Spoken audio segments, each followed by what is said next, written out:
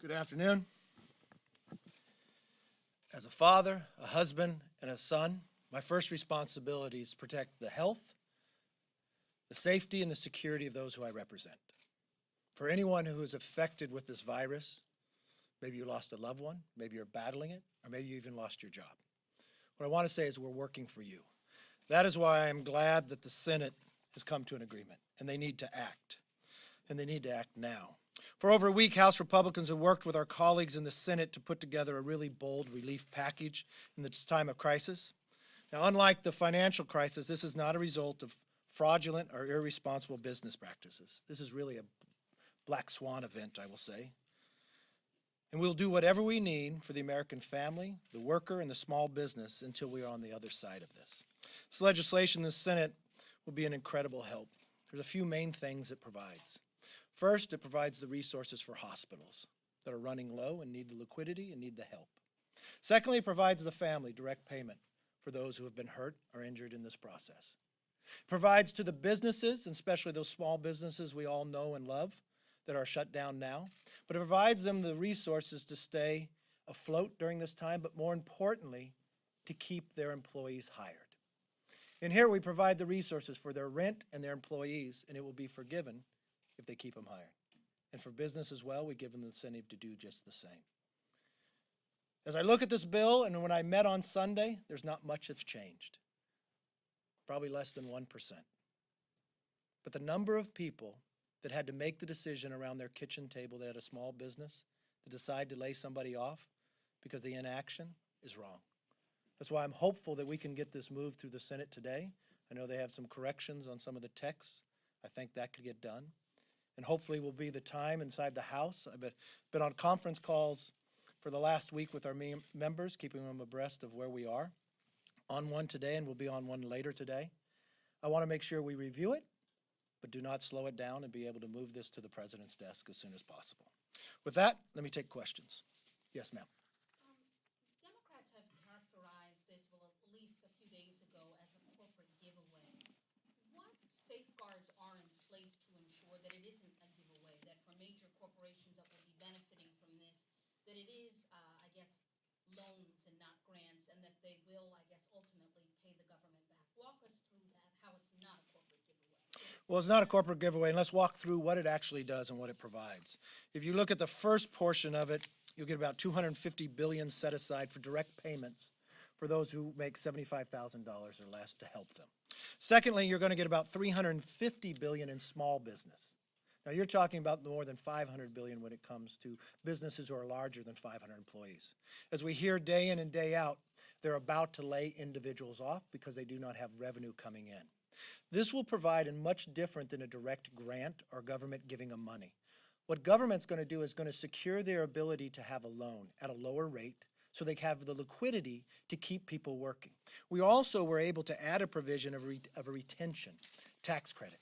So in this, maybe the employer cannot employ the person for the full 40 hours. Government will allow during these 2 to 3 months to pick up a portion of that by a tax credit to allow you to keep that person working. It is very important that we keep individuals in America in a job and in a paycheck. That will keep us stronger as we go through and battling this virus. So hopefully we could come back with almost like a hockey stick approach in our economy and come back strong. This is so different than the financial crisis. These are not banks because they did something wrong.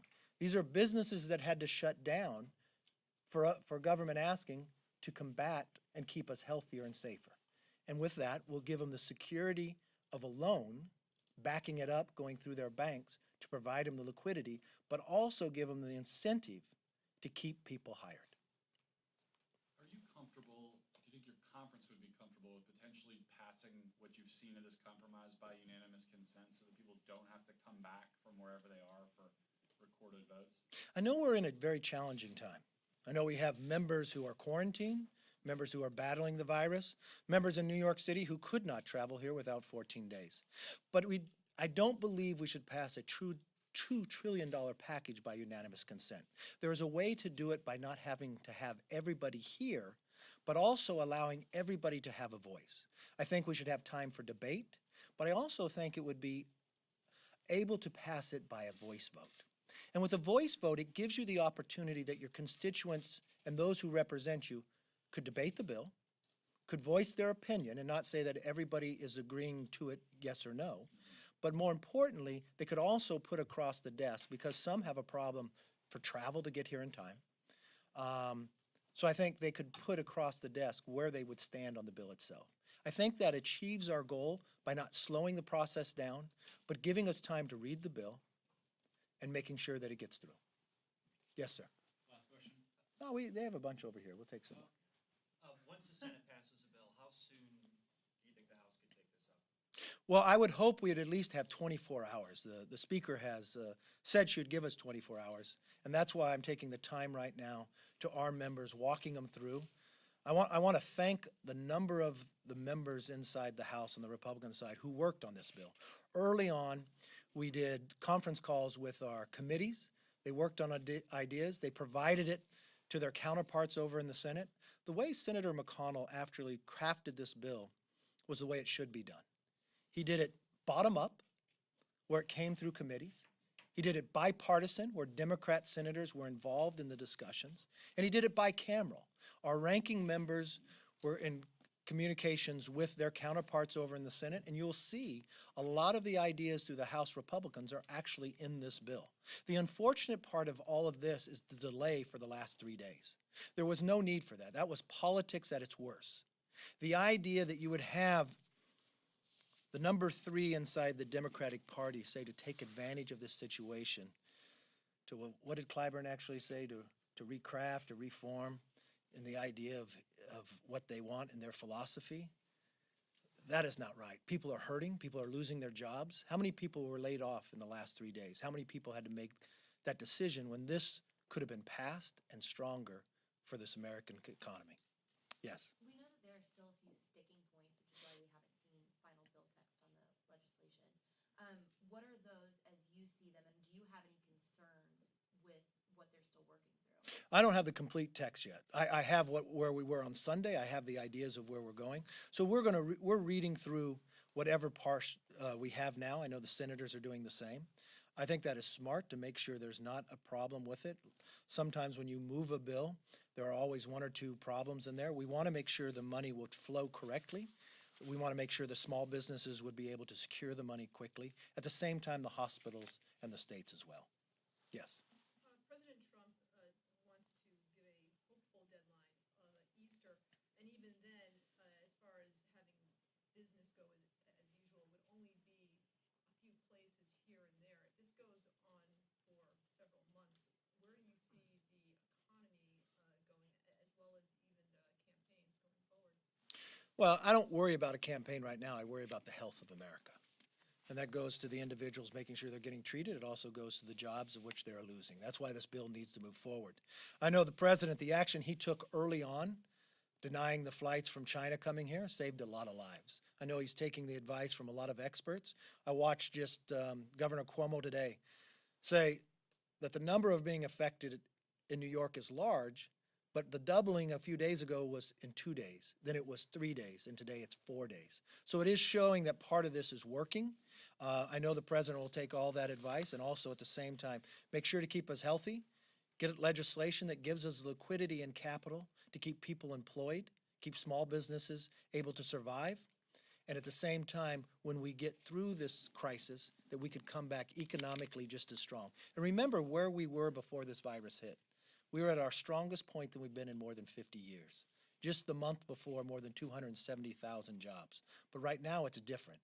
And the one thing I would say, President Trump understands how to keep us safe, but more importantly, also understands how to grow an economy. And I think he'll make sure when we get through this safely, we'll get this economy back just as strong as it was before. Yes.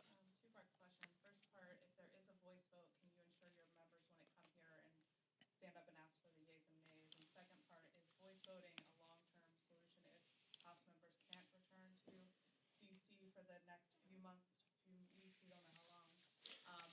Or should there be some discussion about other options like remote voting or voting by proxy? Now, let me clarify. He asked me a question about unanimous consent. I am not the speaker. I don't get to determine how we vote here, so I don't want that to be true that I said this is how we're going to vote. You asked me about unanimous consent. I don't think this can pass on unanimous consent.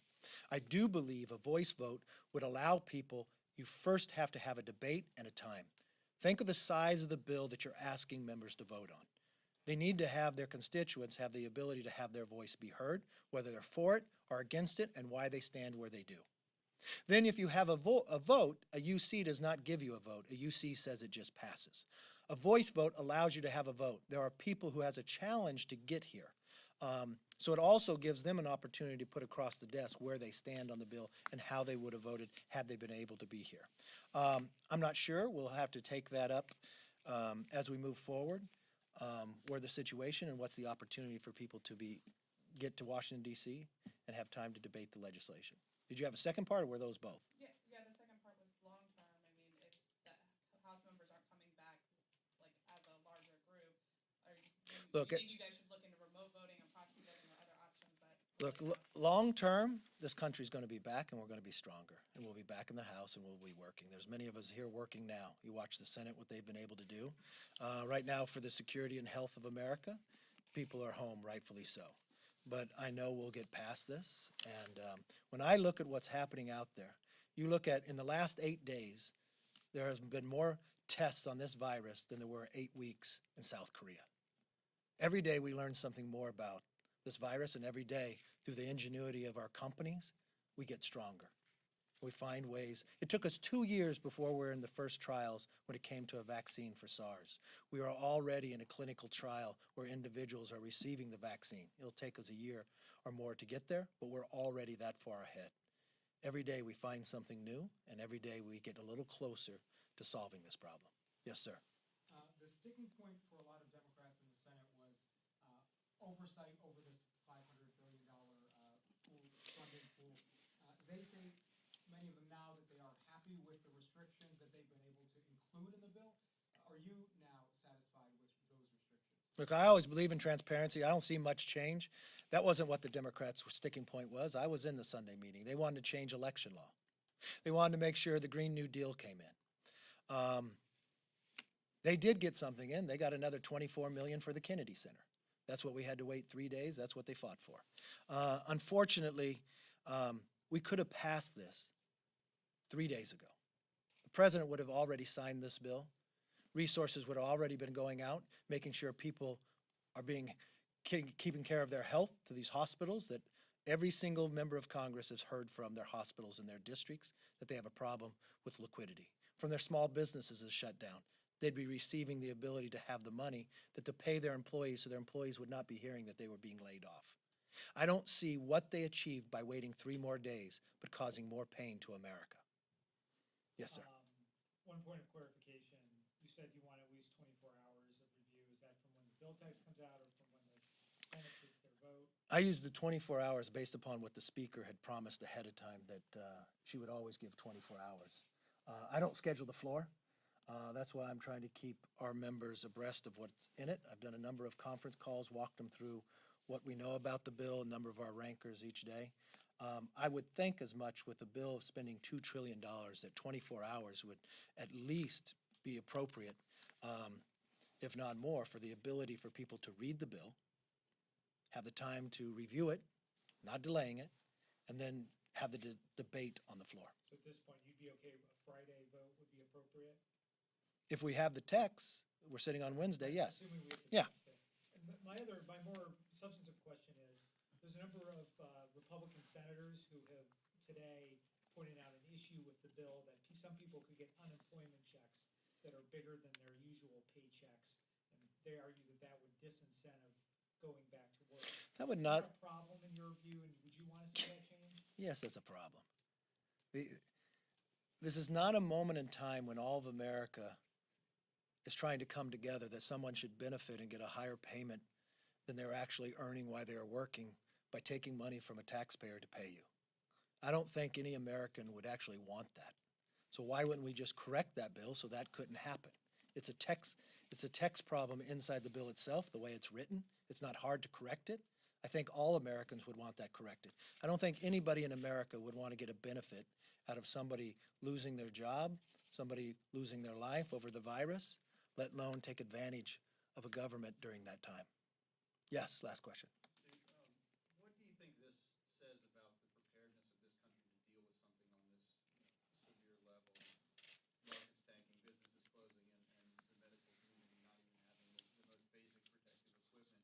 Is Congress going to have to rethink how you prepare for these sorts of things in the future based on this experience? I always believe in continual improvement. We should do it all times. And if I look back to the last 5 years, and you look what Congress has done, we've increased funding for National Institute of Health and CDC by more than 40%. We created the infectious disease task force that actually rapid response based upon what happened with Ebola. We constantly improve, but nobody had an idea by how deadly this was, and mainly what I'd say why. China was not forthcoming. Had China allowed our scientists, our researchers, and our doctors in at the very beginning, we maybe could have contained it just in China, where the rest of the world would not have the punishment going before them. You look what we were able to do with Ebola, contain it just in Africa, because everybody was able to work together. But yes, I think there are many places we can look and improve, and we should constantly doing that. And that is one thing I know when Congress gets back they will do. But right now, the number one priority is to make sure they have the resources in the hospitals to care for the Americans who get afflicted with this disease. That's why this bill should have been passed 3 days ago. That has not changed the funding within there. Making sure that small businesses can still stay employed, keep the people working, and don't make them go to unemployment. Keeping them in large businesses that they could stay afloat for the next 2 months. If we get through the 2 to 3 months and we can pass this in a healthy way, our economy will be strong just as it was before. So this is a place the government has a responsibility. It's not a place for someone to take advantage. It's not a place to change election law. It's not a place to change your environmental views. It's a place to focus on the health of your mother, your father, your children, your spouse. It's a time that all Americans should come together. It's not a place you should take advantage that you get more payment in unemployment than you would in your job itself. Too many people have been hurt. Too many people will suffer. And it's a time to work together. And I know this is a moment that we all can come together. And I'm willing to work on the other side, just as we did from the 2 bills before this and this bill itself, in a way that we can pass the bill at the same time that maybe not every member of Congress can come back here, but their voice can still be heard. Thank you very much.